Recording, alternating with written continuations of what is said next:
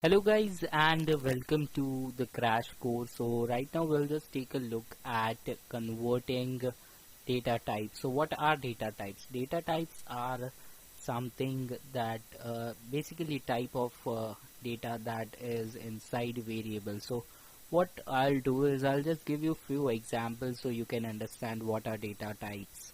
So let's just create a comment and by the way all the resources will be in the resource directory. So let's just create a new variable. So name of the variable, you can give any name, so you can name it anything you like. So right now I'll just create two variables, that is variable 1 and number 2.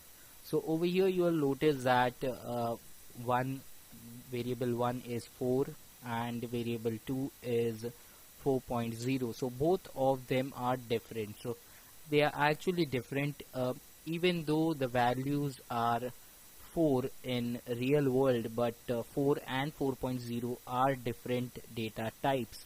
So if we add it, by default Python will actually convert it to float, and float basically means a data type with point, a number with point or decimal. So right now as you can see in output, we can notice that the output is 8.0, that is in float, but the input was in the first variable was in integer, that is without decimal, and Python by default will try to ignore the errors and will convert it automatically. But you can actually manually convert the variables, and it is actually recommended to convert it manually, because by default we don't actually know what the user will enter. The user can enter a integer or a float, and if you force Python to work with integers and float, you will notice that we have an error. The error is for the statement. Let's just complete the statement. So you can manually convert the data type by using the function of the name of the data type. I'll show you in a bit. As you can see, we get an error because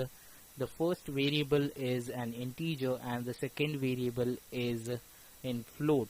So what is float? Float is basically something which holds decimal point data types with decimal points basically, and integer is whole number, basically negative to positive whole numbers.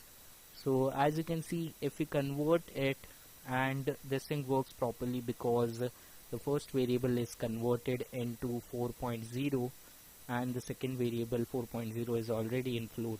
So you can convert data types from integer to float and from float to integer, and usually for a calculator it is recommended to convert it to float because we don't actually know what the user is going to enter. The user can actually enter anything. It can be in decimals, it can be a whole number.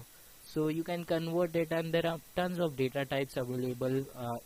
Right now this is a crash course and I won't be able to explain everything in detail, but in case you need, I will just explain what is required for the calculator.